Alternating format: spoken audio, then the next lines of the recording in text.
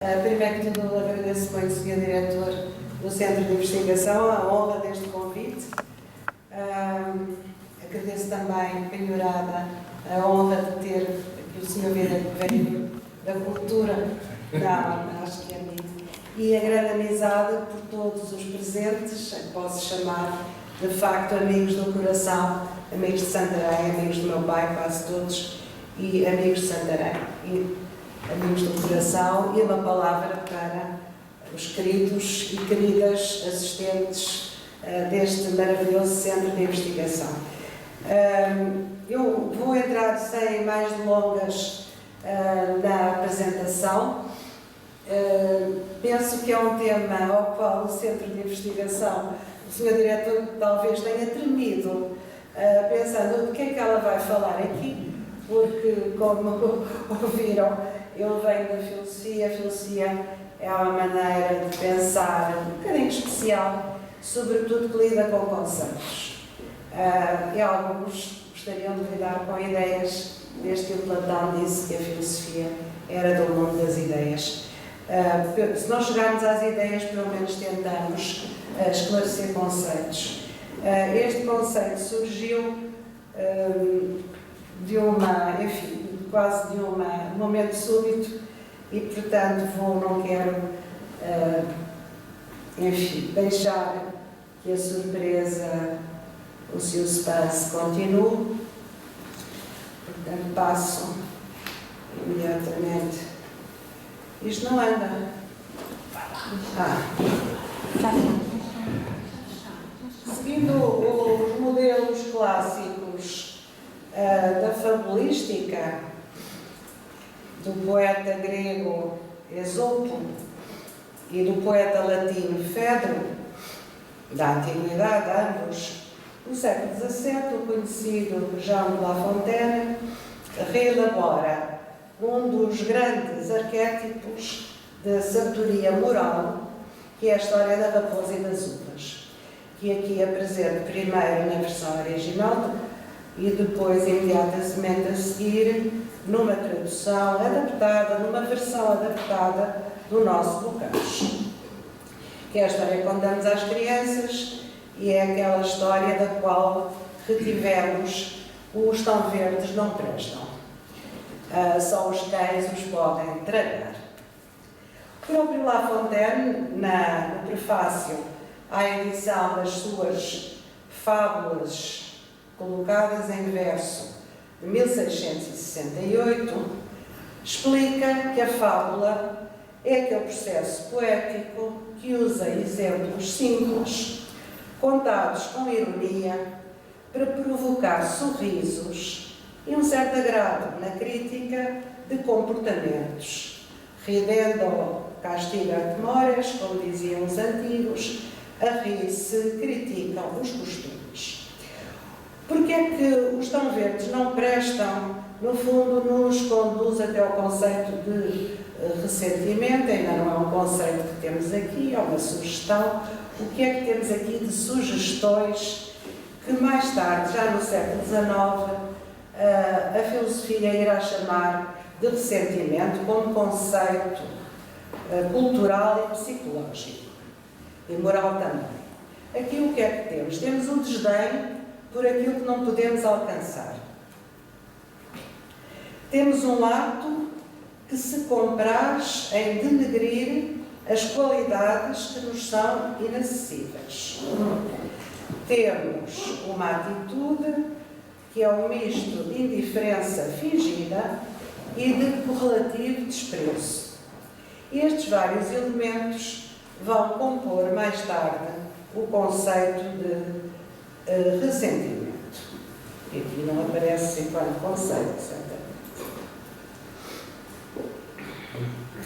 No entanto, a palavra ressentimento, que aqui não está utilizada, já existia no vocabulário francês. É uma palavra francesa que não existe em mais nenhuma outra língua, portanto, nasceu no francês, num contexto erudito da literatura e refere-se não a uma relação com os animais, ou dos animais em relação a outros animais, mas de uma reação entre pessoas. Temos alguns exemplos clássicos do Molière. Eu fiz as traduções, dai licença, meu pai, por exemplo, que vos beije para vos testemunhar o meu ressentimento. O que é que significa? Aqui, o ressentimento, ele aparece como um ressentimento. Portanto, uma sensação que foi sentida no momento, mas que vai perdurar no tempo e vai continuar a atuar depois de ter sido sentida. E daí a importância do re. É um sentimento re, e o re significa um prolongamento no tempo. O verbo ressentimento, ressentiment, e o verbo ressentir, que continua a usar-se muitíssimo no francês e que nós, quando queremos traduzir, não sabemos bem dizer o ressentir, porque o nosso ressentir é diferente do ressentir. Portanto, um sentir que continua a sentir-se. É um sentir que não desaparece. O facto de sentir, aqui aparece destas citações do Molière. A primeira é do Malade Imaginaire e a outra é do Don Juan, o Festin de Pierre. O facto de sentir, portanto, a temporalidade, a sua duração, e é um substantivo que aqui não é absolutamente neutro. Pode ser sentir positivamente ou negativamente, pode ser um estado agradável ou desagradável, mas o que é importante é que se vai continuar com a consciência desse facto. É um sentir, ressentir. Uma consciência refletida, diríamos nós mais filosoficamente, é um sentir ou uma sensação agradável ou desagradável consoante as situações, mas que continua a ser permanente no nosso coração ou na nossa mente, dada a sua intensidade. Portanto, há estas duas primeiras acessões, mas também pode ser o sentimento do ofendido. O sentimento do ofendido. Por exemplo, o reconhecimento da obrigação, que é a segunda citação, o reconhecimento da obrigação não apaga em mim o ressentimento da injúria. Aqui já temos uma dimensão que será fundamental na teorização conceptual, que é este não apagar. É qualquer coisa que não se apaga, é uma injúria que não se apaga, ou uma ofensa que continua viva na consciência, ou no coração, ou na mente daquele que a sofre. Pode ter também esta acessão de alguma intensidade emocional que se transforma numa consciência moral, dos nossos pais perdidos, o vívido ressentimento ensinou-nos os nossos deveres no mesmo momento. Portanto, uma dor de ter perdido os pais que se transforma numa consciência moral nesta pequena citação do Corneille. Uma figura central na transformação destes vários elementos é Montaigne. O Montaigne, o humanista Montaigne, é uma figura central na transformação semântica, porque vai introduzir novas tonalidades. Sobretudo, uma tonalidade negativa. O sentimento será uma sensação retardada, mas como pensamento de raiva e de vingança. Ouvi dizer muitas vezes que a cobardia é mãe da crueldade. E apercebi-me, por experiência, que este azedume e aspereza de coragem maliciosa e inumana se acompanha comumente de moleza feminina. Estas pequenas citações vêm todas de um importante ensaio de Montaigne que se chama precisamente a cobardia mãe da crueldade. A cobardia mãe da crueldade. Na segunda citação, cada um sente bem que há mais bravura e desdém em derrotar o seu inimigo do que em acabar com ele, em fazê-lo ceder do que fazê-lo morrer. Tanto mais que o apetite da vingança fica satisfeito e contenta-se mais, porque ela, a vingança, visa apenas dar ressentimento a si mesmo. Portanto, a vingança gera mãe do ressentimento que, por sua vez, faz alimentar o desejo de vingança. É por isso que não atacamos uma besta ou uma pedra quando ela nos magoa, tanto mais quando são incapazes de sentir a nossa vingança. E matar o homem é protegê-lo da nossa ofensa. Uma outra citação, excerto deste ensaio: o que faz neste tempo as nossas querelas totalmente mortais. E aí, onde os nossos pais tinham algum grau de vingança, nós começamos desde logo pelo último, e desde o início só se fala em matar. O que, senão cobardia? Todo o ensaio, com muitos elementos eruditos da cultura clássica, é a tentativa de associar na gênese do ressentimento esta atitude maldosa de vingança, que por sua vez tem, segundo Montaigne, assento na cobardia. A valentia, todo o ensaio vai nesse sentido, a valentia é responder ao ataque, é responder à resistência, mas o ressentimento toma a iniciativa do massacre e do sangue. Portanto, estamos aqui já numa dimensão moral bastante profunda, que irá ter a sua categorização filosófica maior com o filósofo Friedrich Nietzsche. Nietzsche é, no fundo, o pai deste conceito, e quem quer estudar tem de ir necessariamente a Nietzsche. Nietzsche traz o ressentimento para o elenco dos conceitos da filosofia. Aliás, Nietzsche leu Montaigne, portanto, essa relação de continuidade pode ser feita, e dá-lhe uma relevância centralíssima na sua nietzschiana visão do mundo, que é uma visão do mundo muito ampla, que contempla a análise da cultura, a ideia de uma decadência da cultura e a ideia de uma decadência dos valores morais. E o ressentimento é um dos valores morais que estão associados a essa visão negativa, anti-progresso da humanidade, do ponto de vista, sobretudo, moral. Outras há, mas o ressentimento é a mais forte delas todas. Portanto, Nietzsche vai colocar o ressentimento do ponto de vista de uma filosofia histórica, ou uma filosofia da história da cultura, e de uma filosofia moral que conduz ao que ele chama o nihilismo. Portanto, são os vários pontos de vista. Eu trago aqui alguns de alguns aspectos desta muito rica visão nietzschiana e tratamento nietzschiano do conceito nietzschiano. É um retrato psicológico, contraposto ao homem nobre, ao homem de caráter ou ao homem aristocrático. As traduções nem sempre estão de acordo, mas agora não podemos ir por aí.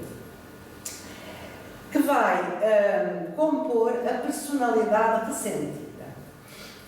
Não são apenas sentimentos fugazes ou sensações que permanecem no tempo, compõem uma tipologia psicológica, que é a personalidade ressentida ou a personalidade do ressentido, contraposta ao caráter nobre da personalidade elevada, da personalidade do homem da nobreza moral. E leio. Enquanto o homem aristocrático vive numa atitude de confiança e de franqueza para consigo próprio, pelo contrário, o homem do ressentimento não é franco, nem ingênuo, nem tampouco frontal e sério perante si mesmo. A alma deste homem olha de través. O seu espírito gosta de recantos, de caminhos tortuosos e de portas de traseiras. Encanta-se com tudo o que é recôndito, porque é esse o seu mundo, a sua segurança, o seu conforto. É especialista em não esquecer, esperar e em amesquinhar-se ou humilhar-se provisoriamente. Uma dimensão aqui muito importante é esta contraposição entre a clareza, a franqueza, a afirmação, o coração aberto e os processos sinuosos, retorcidos da mente ressentida. E um elemento dos mais fundamentais é este: ele é especialista em não esquecer. Portanto, Nietzsche traz esta dimensão da memória que não esquece, de uma memória atafolhada com maus sentimentos, vamos ver já um pouco melhor, um dos elementos fundamentais. Ele é especialista em não esquecer. Ele espera, ele aguarda, ele é prudente, mas provisoriamente. Portanto, ele não consegue libertar-se, ou não quer libertar-se dessa maldade que o está constantemente a acompanhar. Portanto, há aqui uma tipologia, não quer dizer que no homem nobre ou no homem de caráter, ser humano que é, não tenha também momentos de ressentimento, mas mesmo o ressentimento do homem aristocrático, quando ocorre, corporiza-se e esgota-se numa ação imediata e, portanto, não envenena. Estas citações são tiradas do livro A Genealogia da Moral, do primeiro ensaio, portanto são apenas algumas citações, e toda a contraposição é feita da seguinte maneira: de um lado temos a nobreza de caráter, a confiança, a sinceridade, a coragem, a verdade, a retidão. O ressentimento por momentos breves, mas que desaparece porque esquece. O homem de caráter esquece. Do outro lado temos o ressentido, a fraqueza, a obscuridade, o desejo de vingança, o não esquecimento, no fundo, uma memória doente. Outra das contraposições nietzschianas entre a saúde e a doença. O ressentimento ou o sentido está do lado da doença psicológica. É uma doença.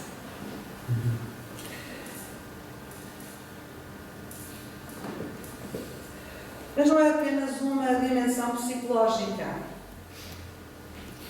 É uma psicologia que, historicamente, vai ser criadora. E vai ser criadora de valores morais. E o livro de Nietzsche questiona a proveniência, ou põe esta pergunta, que segundo ele os filósofos nunca tinham feito. Bom e mau, os bons e os malvados, o bem e o mal, mas de onde vem isso? Qual é a origem, ou qual é a proveniência dos valores morais? Não uma origem absoluta, mas uma genealogia, o filósofo da genealogia. E para se aproximar da resolução ou da hipótese genealógica, Nietzsche nos propõe que, no fundo, toda a existência da natureza, mas a existência humana, o nosso pensamento, a nossa consciência, o nosso agir, se pode compreender em termos de forças, de energias, de graus de forças, de intensidades de forças. Agora pego nisto ou pego nisto. Portanto, a ação implica força, o pensamento implica força, os sentimentos implicam forças, energias anímicas. E essas energias, por sua vez, podem ser caracterizadas segundo diversas intensidades, mas há as forças tipologicamente diferenciadas. Há forças que agem, que criam, que querem, que decidem, que afirmam. Podem ser negadas, podem ser criticadas, mas afirmam-se, arriscam, são corajosas, são forças afirmativas. Só que do outro lado não temos as não-forças, isto é, talvez o mais genial é Nietzsche. Do outro lado não temos as não-forças, temos outras forças. E essas são as forças reativas. De um lado, as que afirmam, as que se expõem, as que se atiram para a frente, as que criam, as que ousam, as que dizem. Podem ou não ser bem-sucedidas, muitas vezes não são bem-sucedidas, mas a vida é fundamentalmente uma luta de forças. Mas há outras forças, não são não-forças, são forças.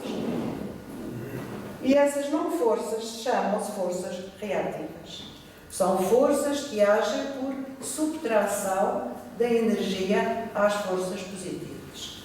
Agem por reação. E aqui temos outra vez. Historicamente, tanto quanto a genealogia permite, historicamente, o triunfo,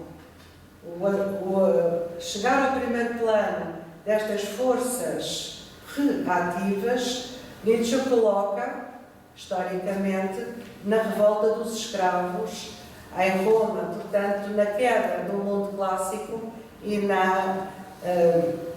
no nascer de um outro mundo em que é conduzido não pelos heróis clássicos, mas sim pelos escravos cristãos. A revolta dos escravos no âmbito da moral começa no momento em que o ressentimento se torna ele próprio criativo. Ou seja, quando o ressentimento estava surdo, estava escravizado, estava mesquinhado, estava contido, preparava uma revolta, começa a produzir valores. O ressentimento de seres a quem estava dada a verdadeira reação, que seria o ato de reagir, e que só encontram compensação numa vingança imaginária. Temos aqui também os dois elementos, que é o elemento de uma vingança que ainda não é capaz de se assumir e de chegar a bons resultados, mas que vai sendo alimentada imaginariamente. Eu um dia vou conseguir. Ou nós um dia vamos conseguir. Nós, os escravos, um dia seremos os senhores. Nós um dia vamos revoltar-nos ou vamos tomar o poder. Depois podemos aqui muitas formas, esta tipologia tem inúmeras metamorfoses e pode ser generalizada. Portanto, essa vingança que eu não consigo já, ou que nós não conseguimos já, vamos alimentando ao longo do tempo, porque esta memória não esquece.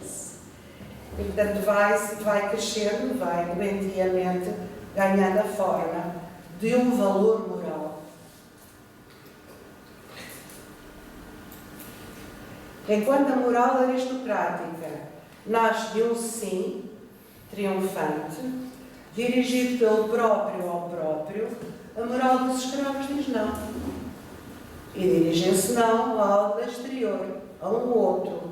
A sua ação criadora reside neste não. Já aqui a diferença entre as forças ativas e as forças reativas, e percebemos, vamos percebendo, porque é que as forças reativas efetivamente se tornam forças e conseguem alterar os valores morais, não de um momento para o outro, porque senão seriam logo ativas, não numa luta frontal, mas por um alimentar continuado que vai agindo interiormente, em que em certo momento vai explodir.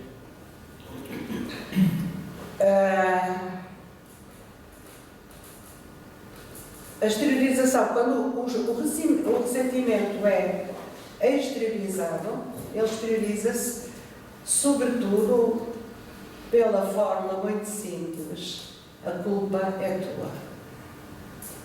E aqui dá-se efetivamente a inversão dos valores, porque durante a fase, não é quantificável temporalmente, durante a fase do alimentar interior,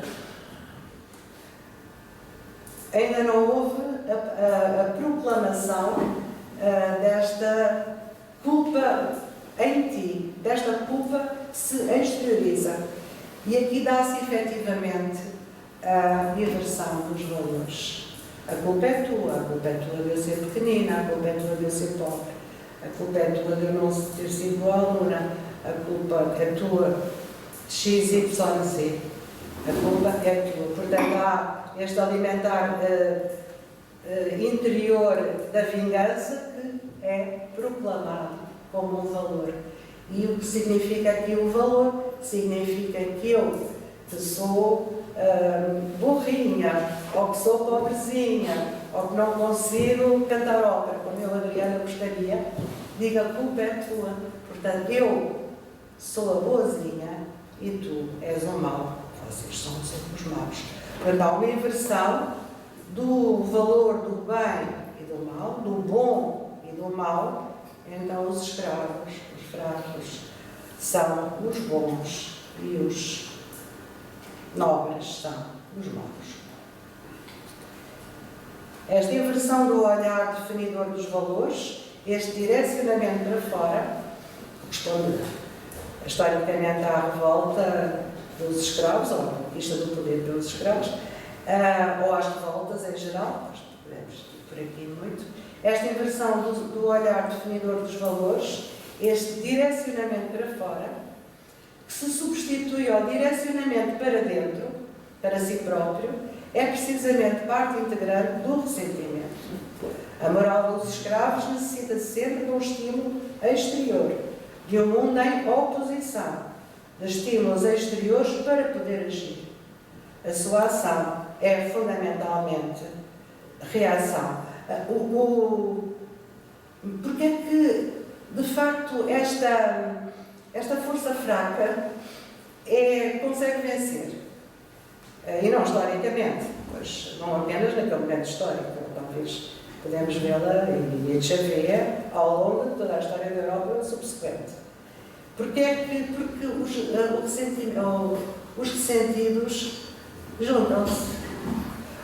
O triunfo histórico do ressentimento, porquê? Porque se acumulam, porque juntam, porque andam em bando, porque andam em grupo, porque são muitos. O ser muitos, ou estar muitos juntos, é a força dos fracos. O ajuntamento, eu chamar-lhe, por exemplo, o rebanho, o homem do rebanho.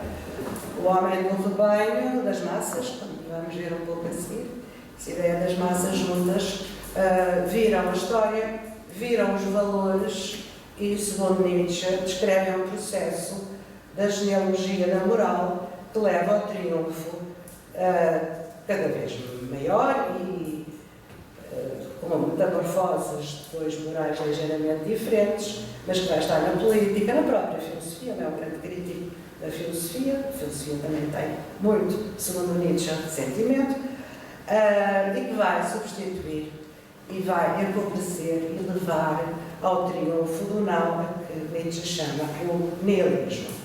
A saída que ele propõe, muito rapidamente e muito sucintamente, para não fugir do tema, é o chamado sobre-homem, que são os homens criadores. Fundamentalmente para ele havia estética, os artistas, a ideia da arte como salvação. Mas aí não vou entrar da arte como salvação dos grandes artistas, caso Wagner e outros, poucos outros, o Wagner, sobretudo, que ele elogia e admira até certo ponto, pois vou passar tanto. O segundo filósofo, que não pode ser ignorado numa análise do conceito de ressentimento, é o Max Scheler. O livro do Max Scheler se chama O Homem do Ressentimento, também está traduzido em português. Continua a elogia Nietzsche em muitos aspectos, desenvolve já do ponto de vista da psicologia. Eu esqueci de dizer que Nietzsche é de 1887, portanto, no século XIX, Max Scheler já no século XX. É um livro polémico. O do Nietzsche foi muito polémico e é ainda muito polémico.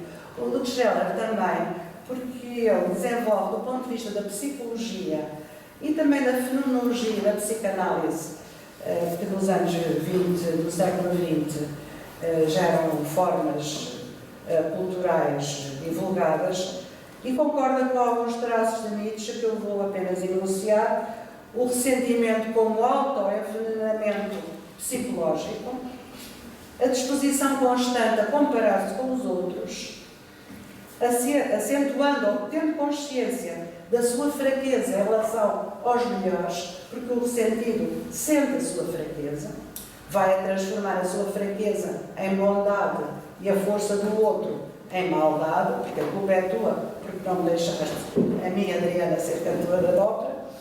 A frustração, ao mesmo tempo que coloca defeitos no outro, que não nos dá atenção ou que não nos dá estima, e aqui o Scheler refere a Raposa e as Uvas, um recalcamento, que ele vai buscar à psicanálise, a ideia de uma repressão, a repressão de um desejo, mas como sabemos, o Freud ensinou-nos, o recalcar retorna sempre, retorna sob outras formas, mas retorna.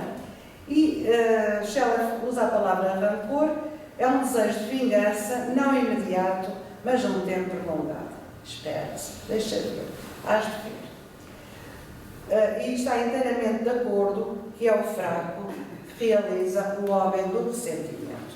Específico em Scheler, e aqui, contrariamente a Nietzsche, é que Max Scheler se converte ao catolicismo em certa altura da sua vida, é uma personalidade muito complexa, vai procurar, numa parte do seu livro, dizer que o cristianismo, ou o amor cristão, nada tem a ver com o sentimento, enquanto em Nietzsche o amor cristão, portanto, no fundo, uma moral fraca do Deus sofredor, do Deus carne, do Deus muito humano, é um prolongamento de formas de ressentimento, já para não falar da invenção de um outro mundo em que os pobres, os ajeitados, os infelizes serão compensados, portanto, uma espécie de vingança no além ou na transcendência.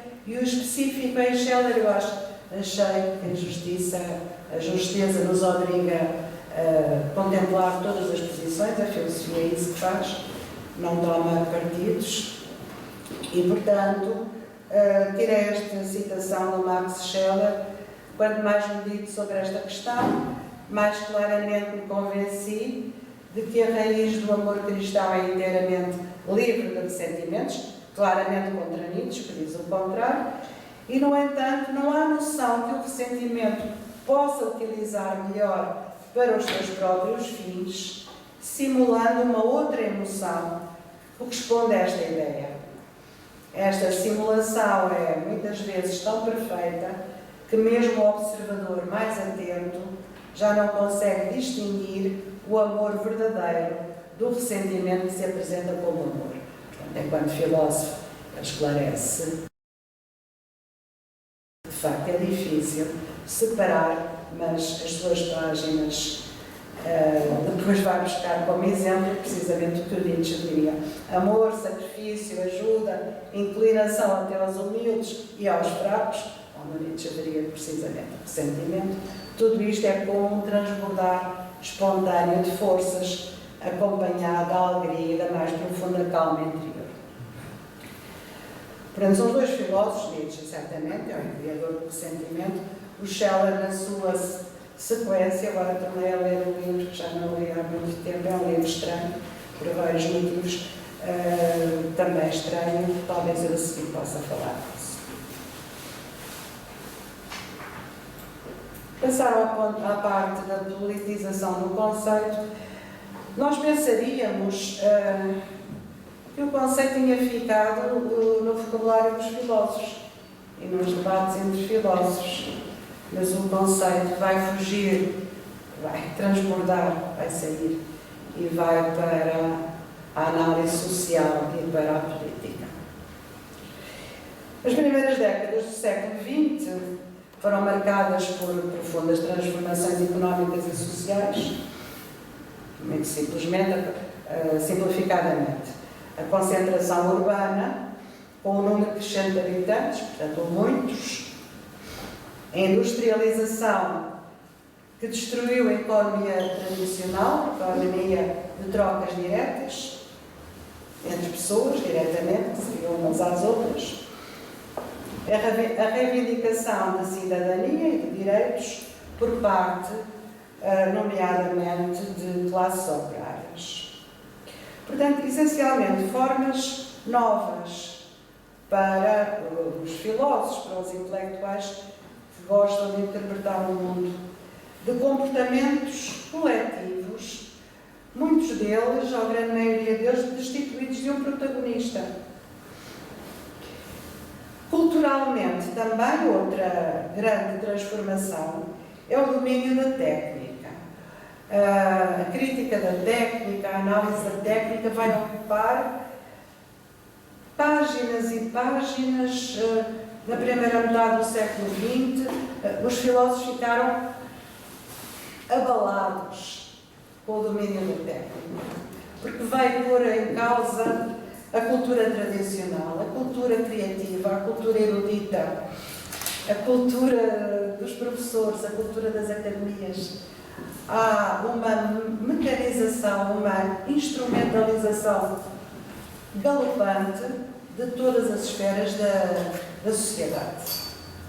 A técnica, o que a técnica tem de mal? Esta nova técnica não são os instrumentos, não é uma caneta para escrever.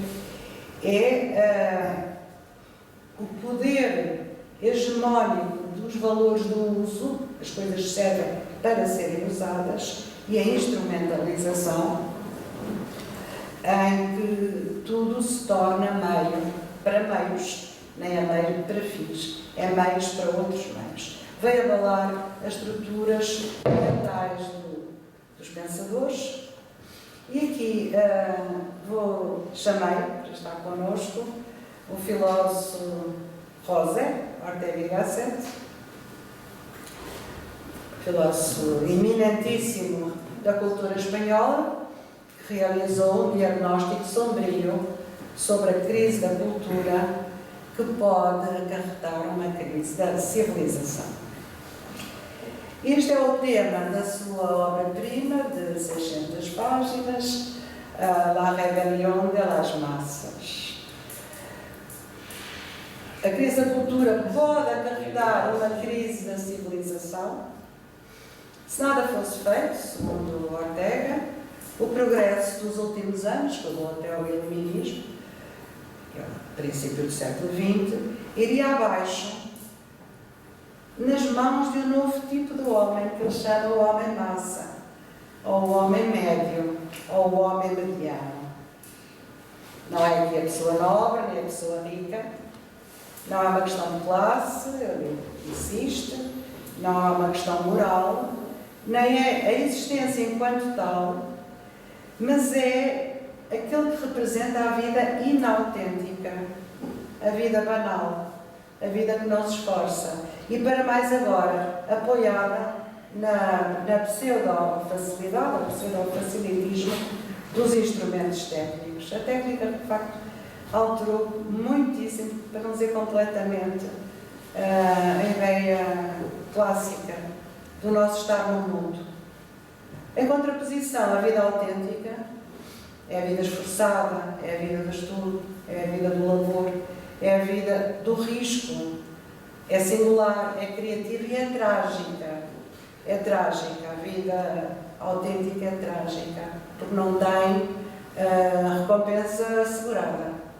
É um esforço, é um trabalho. E a vida apoiada na técnica, agora quando temos a tecnologia que ainda vinha dá mais razão, se calhar, a Ortega. Ele encontrou uma figura que é o senhorito satisfeito, que é o homem banal. Eu tirei umas partes aqui, o senhorito é muito engraçado, satisfeito, porque não precisa mais do que nada, que chegar ao fim do dia e conseguir e tornar mais do que aquilo. Portanto, é a banalização inautêntica. O novo facto social aqui analisado é o seguinte: pela primeira vez, a história europeia parece estar subordinada à decisão do homem vulgar como tal. Ou dito em voz ativa, o homem vulgar, anteriormente dirigido, resolveu governar o mundo. Esta resolução de passar ao primeiro plano social produziu-se automaticamente nele, assim que amadureceu o novo tipo de homem que ele representa. Estudando a estrutura psicológica deste novo tipo de homem, com base nos seus efeitos na vida pública, encontra-se o seguinte: uma impressão inata e radical de que a vida é fácil, superabundante, sem limitações trágicas, a vida autêntica é trágica. Portanto, cada indivíduo médio tem assim uma sensação de domínio e triunfo que o leva a autoafirmar-se, tal como é, considerar o seu haver moral e intelectual bom e completo. Este contentamento indula a fechar-se para qualquer instância exterior, a não escutar, a não submeter as suas opiniões a julgamento algum e a não contar com a existência dos outros. Aqui voltou Max Scheler. Enquanto Max Scheler, portanto, estamos nos anos 20, ascensão de movimentos muito perigosos, a Europa em convulsões, enquanto Max Scheler junta claramente, assumidamente, à superioridade moral do cristianismo, uma perigosa ideologia que conduz ao nacional-socialismo, em que o povo judeu, de facto, é colocado nos ressentidos. Ortega é uma figura notável, associa o poder das massas e a decadência cultural e a ameaça da liberdade ao fascismo, que é um movimento de massas, portanto, um movimento de ressentidos. E um fundamento das massas, ou uma revolta das massas, desculpa, seria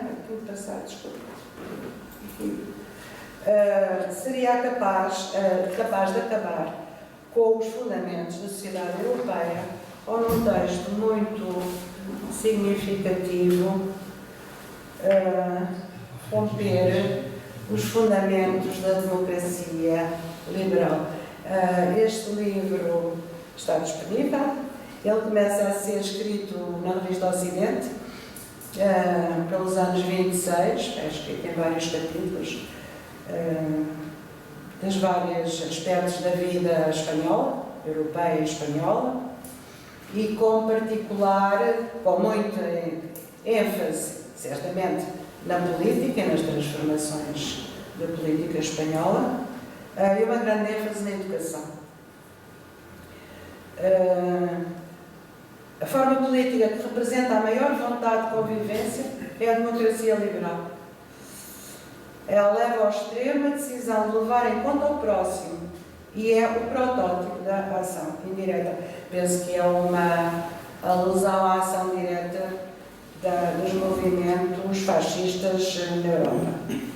O liberalismo é um princípio de direito político, segundo o qual o poder público, mesmo sendo omnipotente, se limita a si mesmo e procura mesmo à eventual custa da sua existência, lugar no Estado em que ele impera, para que possam viver os que não pensam nem sentem como ele. Isto é, da mesma forma, os mais fortes e a maioria. O liberalismo, é conveniente que se recorde, é a suprema generosidade da democracia liberal. É o direito que a maioria outorga à minoria. E é, portanto, o grito mais nobre que já soou no planeta. Proclama a decisão de conviver com o inimigo, mais ainda com o inimigo fraco.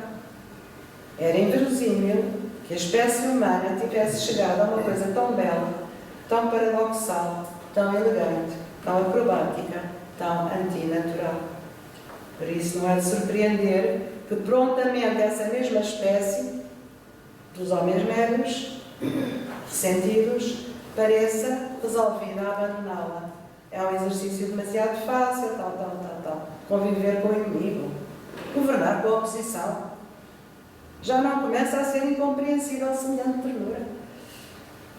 Nada demonstra com maior clareza a fisionomia do presente como o facto de que já vão ser poucos os países onde existe oposição. A massa, quem diria ao ver o seu aspecto compacto e multitudinário, não deseja a convivência com o que não é ela, odeia mortalmente o que não é ela. Então, Ortega, o que é que propõe perante a situação que está a observar e a analisar? Que as minorias se qualificassem cada vez mais. As minorias qualificadas, ele dedica à educação, à universidade, a preparação de minorias qualificadas, grupos que exigem de si constante aperfeiçoamento, pessoas que procuram o estudo, a largueza de vistas, a prática da tolerância, e isso vem efetivamente da escola.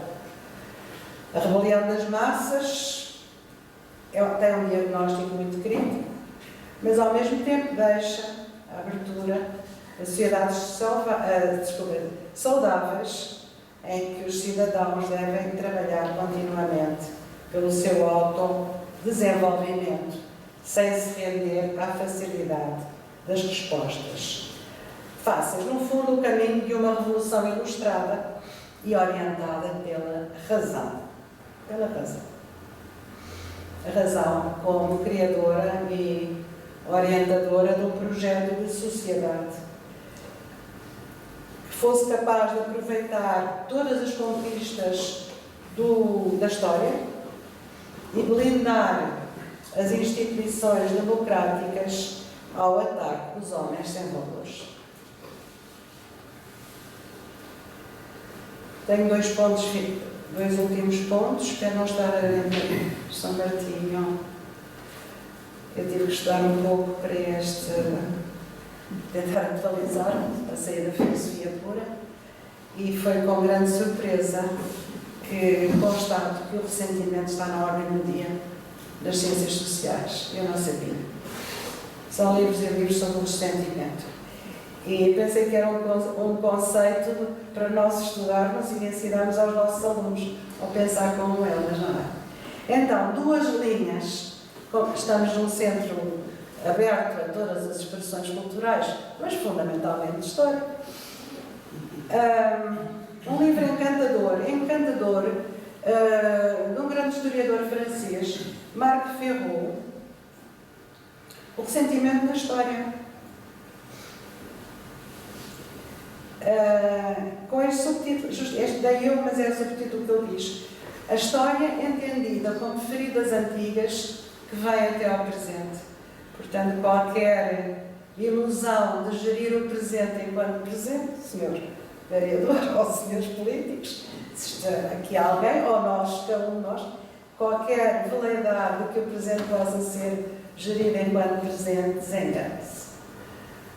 As feridas antigas, nos aspectos, vêm até hoje. Na origem do ressentimento, tirei só uma frase e vou explicar um pouco melhor.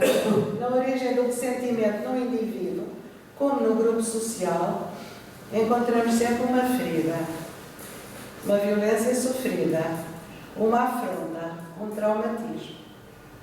O que se sente vítima não pode reagir por impotência. Rumina a sua vingança, que não pode executar, e o que perfura sem cessar. até acabar por explodir. Isto é outra maneira de dizer Nietzsche, com outras palavras, mas as ideias são as mesmas. A revivescência da ferida passada é mais forte do que toda a vontade de esquecimento. A existência do ressentimento mostra a si quão é artificial o corte entre passado e presente, que vivem um no outro. O passado devindo um presente, mais presente que o presente, de que a história nos oferece muitos testemunhos. Então, o livro é muito agradável de ler, é muito bem escrito e muito comunicativo, com muitos exemplos. Então, o Ferro propõe que se considere, na interpretação da história, que se conceda uma parte ao ressentimento dos grupos, das comunidades, dos países, das nações. Ele faz uma análise exaustiva com muitos exemplos, que é um grande historiador. Guerras, perseguições aos hereges. Eu tomei aqui nota por exemplo, aos hereges de religião contra religião, mas dentro da mesma religião ele analisa a figura, eu vou dizer polémica, para não dar um adjetivo, de Santo Agostinho, que dedicou a sua vida não apenas a promover a verdade do cristianismo, mas combater mais de 18 grupos cristãos que considerou serem hereges. Portanto, a invenção de heresias. Fala também do massacre dos albigenses, que também me interessa muito pessoalmente, uma vez que eu nasci em Toulouse, e Toulouse é uma cidade em que o massacre dos albigenses está muito presente, na memória, em certos lugares, em certos edifícios, está muito presente ali. Conflitos sociais, diz Ferro, que é historiador aos historiadores. Guerras religiosas, rivalidades, não são apenas de interpretar por motivações de poder, por conquista territorial ou geopolítica. Mas é preciso encontrar uma força obscura, inconsciente, latente, persistente. Fala, por exemplo, da memória de uma humilhação, a expulsão dos mouros de Espanha, em 1492. Seria uma humilhação que persiste, uma ferida não sarada, uma afronta, uma promessa, por exemplo, que não foi cumprida, em certos casos de tratados de paz muito recentes, como é o caso da Arménia. A situação da Arménia foi contemplada, mas nunca foi respeitada, portanto há que entender o caso arménio a esta luz. Subjaz a muitas revoluções, muitas, os exemplos são muitos. Eu retive porque nos interessa não apenas pobres contra ricos, ou os camponeses contra os aristocratas, mas outras vezes o povo, digamos, o povo aos iletrados contra os sábios. Ele tem uma parte muito interessante. Me pergunta porquê é que a Revolução Francesa matou a Revolução, os revolucionários matam figuras tão extraordinariamente progressistas, racionalistas, como, por exemplo, Lavoisier, um cientista, o Condorcet, com a sua quadro do progresso, porque eles estavam ao lado. Eles eram os mentores, eles eram os defensores do progresso. Porquê é que o povo os mata? Ressentimento, porque, uma explicação possível que ele dá, a cultura ou o saber aparece como qualquer coisa, por um lado, das elites. Seria uma propriedade das elites. Por outra coisa, qualquer coisa de antiquado. E que o saber seja antiquado. Há outro exemplo, que eu assisti um lema, um dito, de maio de 68, é para quê professores? Pourquoi des professeurs? Lembro muito bem, mas pourquoi des professeurs? Nós não precisamos dele para nada, aliás. O grande tantos mestres levaram com ovos cultos na cara, o Ricardo e umas outras. Para que é que queremos professores? É um saber antiquado de biblioteca, de gente ociosa, o que queremos é outra coisa. Reservatórios, ou conservatório, é interessante, uma conservatória de sentimentos são os nacionalismos. Passar para o último ponto, a hora já vai longa.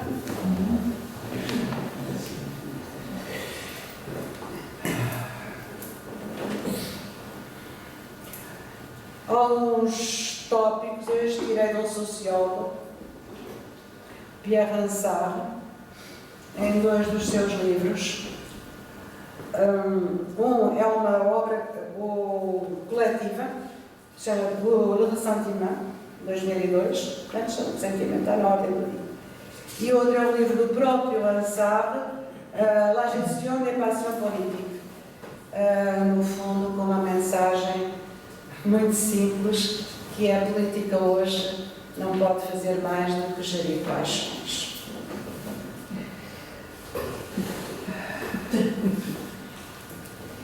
Portanto,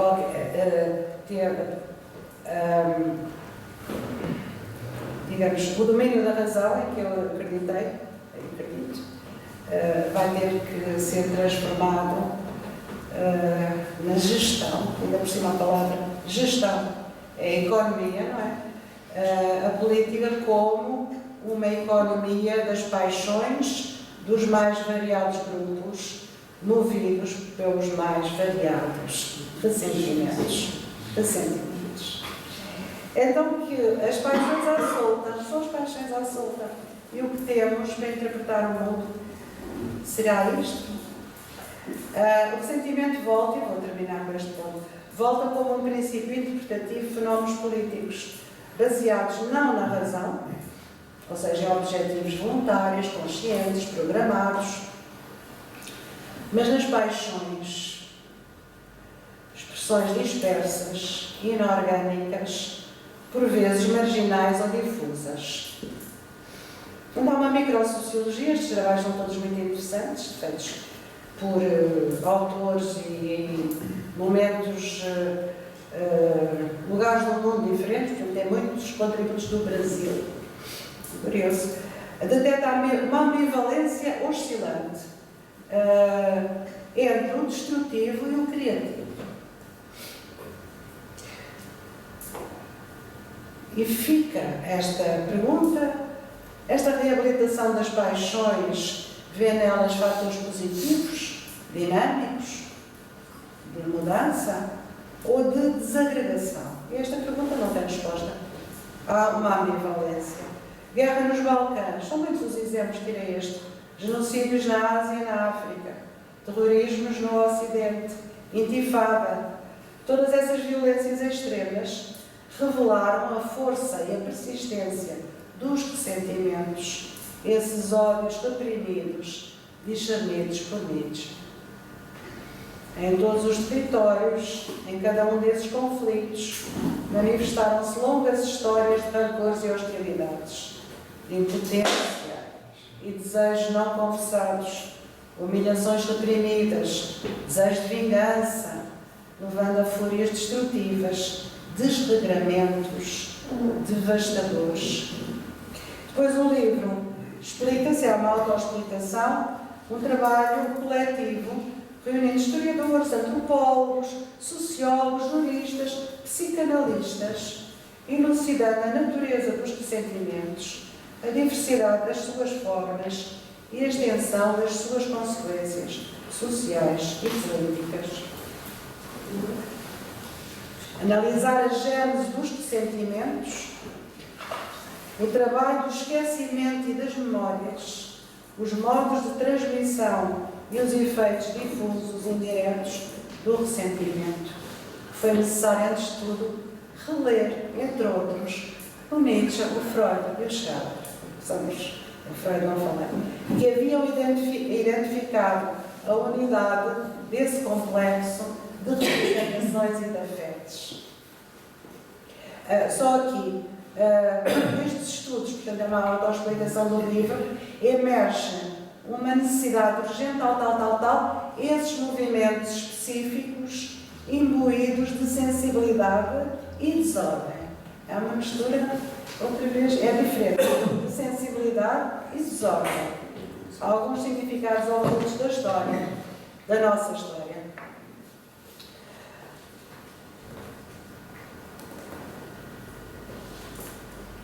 O mesmo Pierre Ansart, no seu livro, convida a compreender o ressentimento à nossa volta, mas também o lado criativo, de grupos marginais ou marginalizados. A efervescência das errâncias urbanas. Isto é para a parte. Esta parte pensei assim. Os ressentimentos podem oferecer-nos ou trazer-nos satisfações, benefícios secundários e criar uma solidariedade afetiva dentro dos grupos, já sabe, dos microgrupos. Para além das rivalidades internas, permite reconstituir alguma coisa dentro do grupo. O ressentimento mostra-nos então, para terminar, uma oscilação entre aspectos polémicos e analíticos. A complexidade de uma emoção que se afirma por ataque ou se defende com agressividade pode ajudar a compreender fenómenos atuais de fundamentalismo e populismo. Hoje assistimos, neste fenómeno, de um mecanismo emocional. Agora eu origem já tinha exatamente dito isto, mas hoje muito. A afirmação da superioridade moral da vítima. Isto é um termo novo que diz. Somos vítimas, mas somos melhores. Exatamente o que a Nietzsche tinha dito. De outra maneira. O que outrora foi desejado, valorizado, mas inatingível, é reavaliado como algo indesejável, obsoleto. E o próprio do ser inferior é reavaliado como sempre nobre e superior. Estabelecemos emoções negativas de inveja, vergonha e raiva como os principais gatilhos do ressentimento, com os seus sentimentos associados de inferioridade e impotência que visam o seu eu.